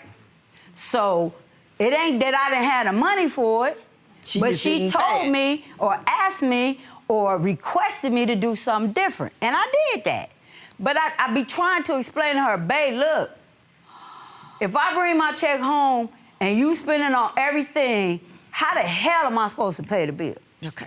Ms. Wells, she's saying she pays the bills. Listen, but you spend it on all your dalliances as opposed to the water. Okay. Glamour. Your Honor, I've never had one of her bank cards in my hand. I've never knew a password. I've never had any of that. But I gave her privy to my child support card, my food stamp card, everything. Her money has never went in my pocket. So if you're head of household and it's your money on your card and you know the balance, because I don't even know how much you make at work because you're so shysty. So when you swipe, trying to please me, you should be able to balance this and say, babe, that's enough. We still got to pay the electric bill. But I'm thinking it's excess, so we cool. So when the bill come and I say, are you paying this? No, you spent the money. I can't even tell you what a bank card look like. But now that we're no longer together, she's so tentative. Always been. So tentative. Tentative in what respect? Okay, for instance, my daughter just passed away August 8th. I'm so sorry. Our daughter. She came, showed up at the hospital because we don't live together. She live in one city, I live in another one now.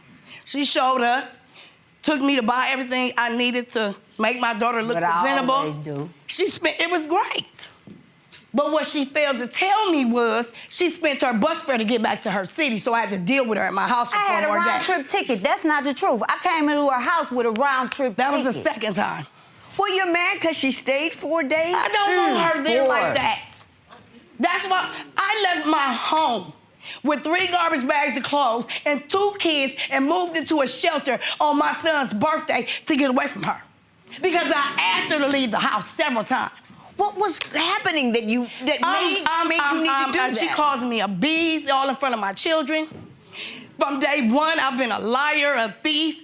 I didn't even realize until after we got married, she thought I stole a CD out of her car when I first met her. So why did you marry somebody that you think are all these things? Right. And then you constantly browbeat me and you talk to me like this in the presence of my kids to the point she spit in my face the last time. Did you guys ever like each other? Yes! Your Honor, listen, let me. When was it good and how long was it good? Listen.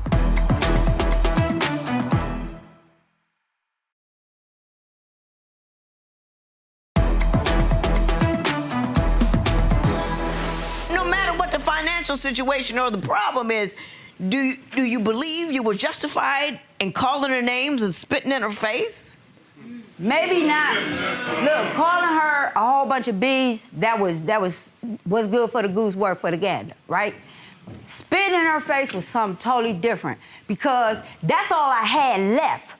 You know what I'm saying? Or I'd have beat her ass. But we were together. Flat out.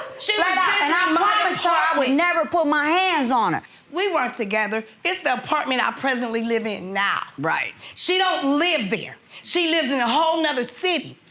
And she kept telling me every day this check is coming, that she's getting FedEx to my house so she could have the money to get home. And she watched FedEx pull up at that door and hand me that check. And the next thing she said, oh, you just gonna leave me and the kids like this? You ain't gonna give me no money? Oh, but I'm your wife? I was done. Well, like you had pushed me to the point that there was no more. And then tell her that she has no right to be there. You can't play it on both sides. No, I didn't call her wife. No, I'm done, Your Honor. I'm completely done. When I left her, when she left in August, right, in October. Then October, look, the water wasn't on. Everything she had sold out the house, all that she did not destroy, because this is not the first time. What's in the storage that you've been paying when for? she met me, Your Honor, I had everything. I had a 4-bedroom house. I had my kids. I had a bank account. I had everything. She was a windstorm in my life. Today I live in a 3-quarter-way house in a room. in a room. You understand what I'm saying? And this is the second time that I had to start from the bottom and build myself back up. And then she say stuff like this, babe, I ain't no good for you because you thrive when I ain't around. So take heed and stay away. But 7 pounds of love is 7 pounds of love. I don't care how you measure. Not if somebody alive. You know what I'm saying? You for real, for real. It ain't that much love in the world. Listen. I ask myself every day, Barbara, what is it in your low self-esteem and your low self-worth that accept the unacceptable? I ask myself that every day. When it come to her, I have loved a whole lot of women in my life, but I ain't never been in love before. And when I spit in her face, it had been building for a very long time. All because Look, I asked you to leave my house. I'm tell you about a brand new car I bought, right? So in the same week, month that she woke up and answered the phone, you know, so she gonna tell me, I go outside and I look at my car, I say, how the car get hit? I don't know. They did it at the valet at the casino. I'm like, no, then that's some money for me, right? It was size. So that ain't no money. I'm always thinking about money. So I'm saying, well, if the valet did it, I'm finna get paid, right? She's so big that security allowed her to watch that. I go to security to the casino, and I had them pull the tape. And when she pulled in, the car was already hit. The tape showed it. When she pulled out, 40 minutes later, 40 minutes, now the time is significant because this is the same night that she stayed out all night trying to make me believe that she was at the casino all night. You know what I'm saying? Same night. But it was 40 minutes. Listen, I took care of her very well. She had a surgery. I never left her side from the hospital. That's the truth. And that person that when she asked to marry her is the same person I am today to somebody else. Absolutely but I can't not. stand her.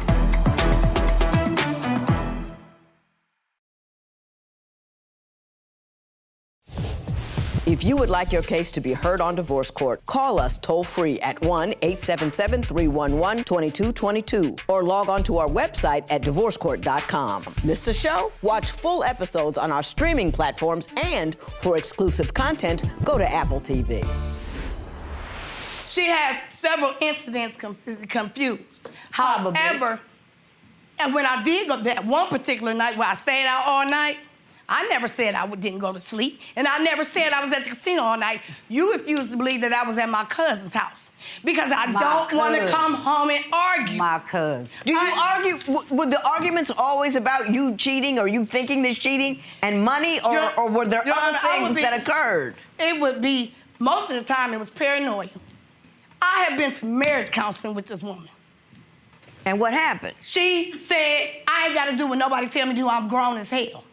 Did you guys ever like each other? Yes. Your Honor, listen. When was it good and how long was it good? Listen, this is where it went. This is even how she proposed to me because of who I am. I took care of her very well. She had a surgery.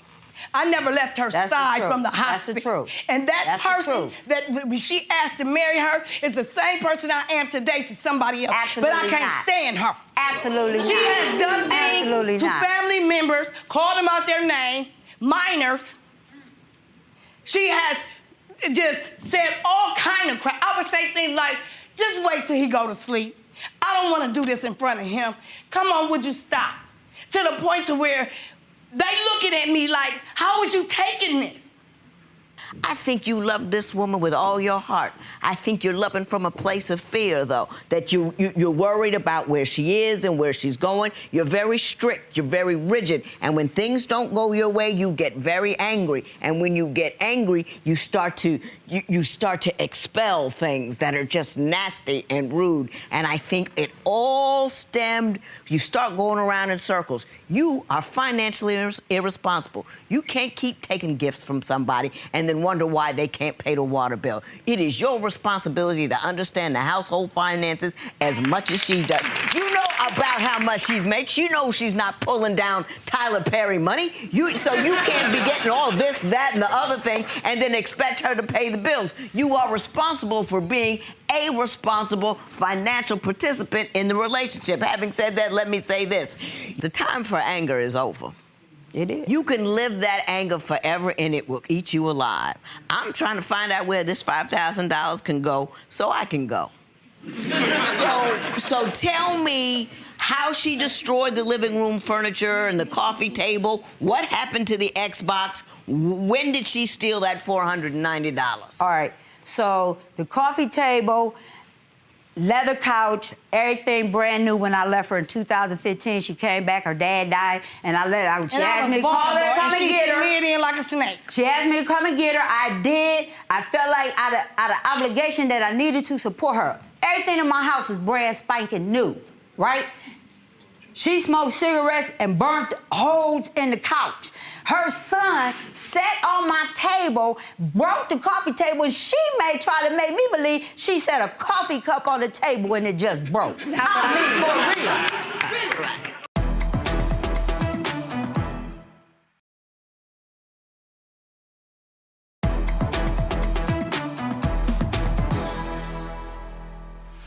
What happened to the Xbox? Okay, so in October when she left and I was living in a house with no water, she came in, stole the Xbox, stole the stereo these different times, and she just took everything. She called her sister and had her sister believing that I left that house and took everything. I called her sister on video chat. To this day, Judge Toler, I'm sleeping on the twin mattress on the floor. I don't have no furniture in my house. That's her choice. That's her choice. Because I gave her everything. But I stole it. That's her choice. I gave her the world. I'm gonna say this. I'm gonna say this one more time. You have hurt each other quite enough. And I'm done. And today should be the day that it is over. I can't spit in her face. Stop, Miss Burton. Miss Burton. You got to learn to contain yourself. I'm hurt. I understand. I'm hurt. You know what? People No, look. I'm telling you, you've allowed your hurt feelings to run your world. And as long as you do that, she owns your mind. Will you please free your mind? Yes, ma'am. Give yourself personal manumission and allow yourself to live on. Yes, I can't give you, this is stuff that happened over the years, messed up stuff, all that kind of stuff. I can't give you anything for that. I see you got no paperwork, no basis to do it. But I can give you your freedom. Yes. Be free. Let it go. Whatever hurt, whatever crazy, whatever wrong, let it go. And she should be free. She was sitting last night talking to her girlfriend on the phone. But you shouldn't be upset about it. She should be able to walk down the street naked with 20 naked women and it not bother you. I'm not upset. Yes. No. Yes, you are. Oh, I'm so done. I want to be her friend. That's it. I can't. Y'all can be friends someplace else, but not here. There will be no recovering this matter. It is so ordered.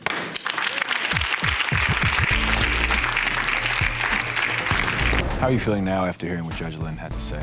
About to settle, like not getting no money, it is what it is. Mm-hmm. You know, I feel upset, you know, that all this had to come up again. I'm hurt because the judge told the truth and said I gotta free myself. My love is true. It's everlasting. I ain't never been married before, and I love her.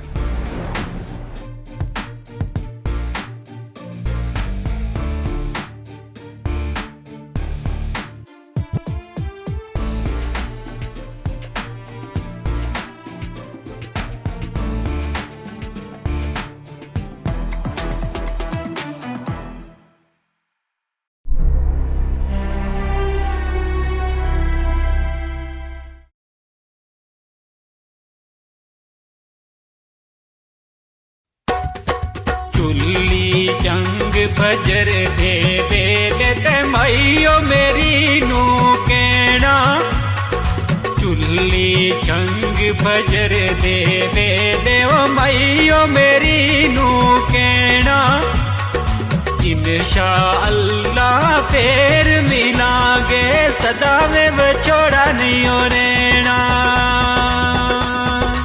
इंशाअल्लाह फिर मिलांगे सदा में विछोड़ा नहीं रहना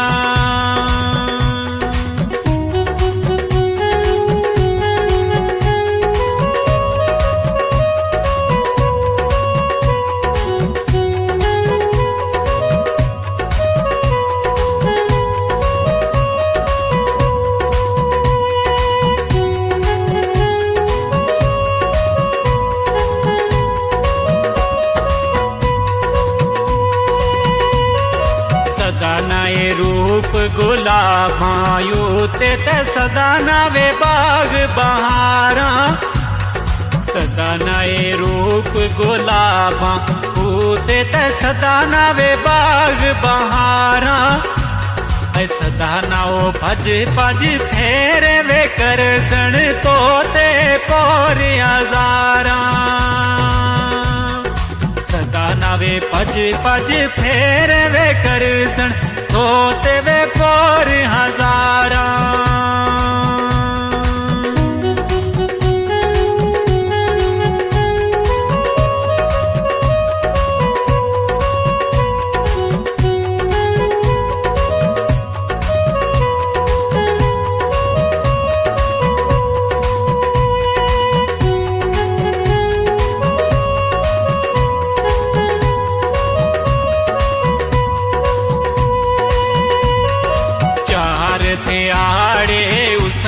जवानी ते मान के आ दिलदारा चार दिहाड़े उसन जवानी ते मान के आ दिलदारा सिख दे असियों मुहम्मद बख्शा क्यों परवानी यारा सिख दे असियों मुहम्मद बख्शा क्यों परवानियो यारा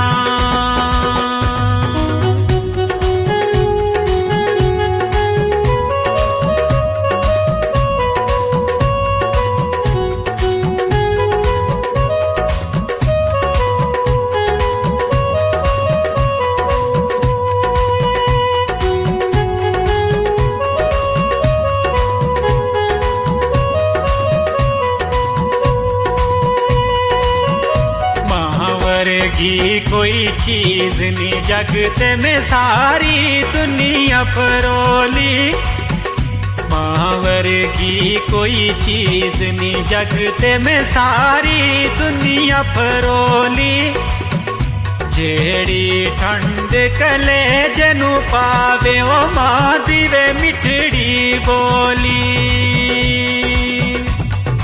जेड़ी ठंड कले जनु पावे ओ मां दिवे मिठड़ी ओ बोली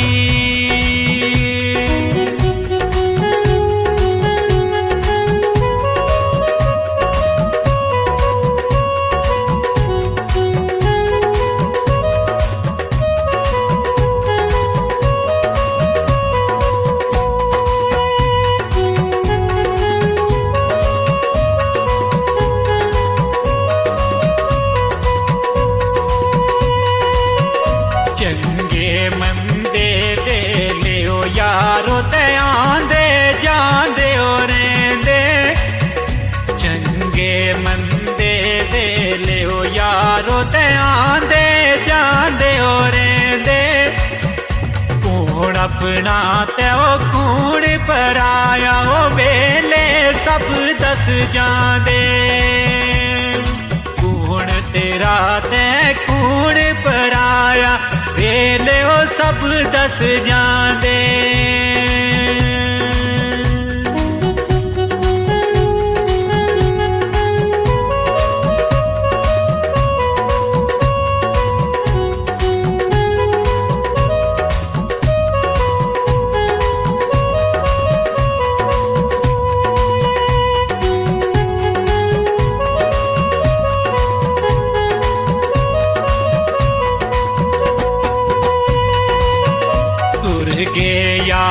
मोहब्बतां वाले ते नाल ही ले गए आसे तुर के यार मोहब्बतां वाले ते नाल ही ले गए आसे दिल नहीं लगदा वे यार मुहम्मद जाए केड़े ओ पासे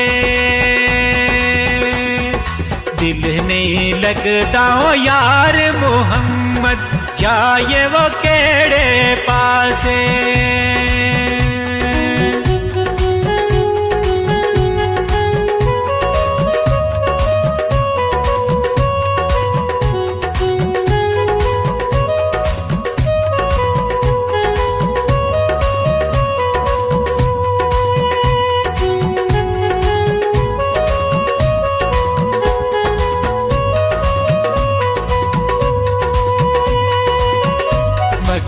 शिकारी करे ओ तिहारी ते बार चरेंदे आयरना मगर शिकारी करे ओ तिहारी ते बार चरेंदे आयरना जो चढ़िया उस ठेना वे ओढ़ जो जमिया उस मरना जो चढ़िया उस ठेना वे ओढ़ जो जमिया उस मरना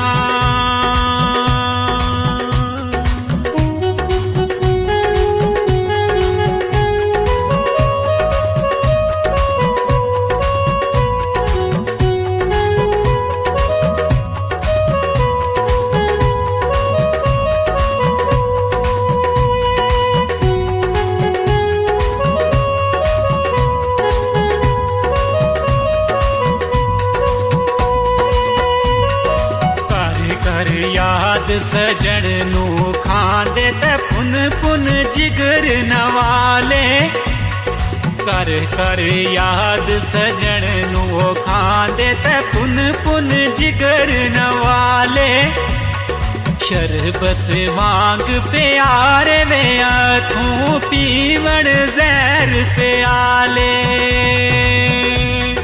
शरबत वांग प्यारे वे अथूं पीवण जहर प्याले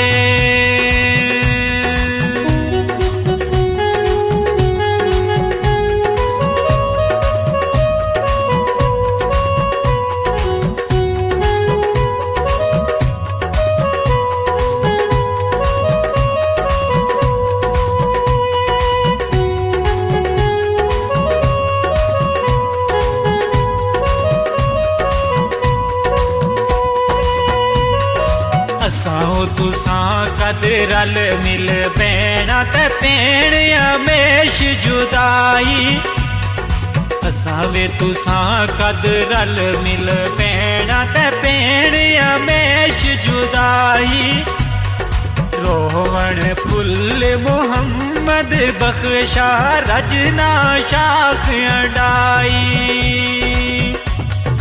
रोवण फुल मोहम्मद बख्शा वे रजना शाख अडाई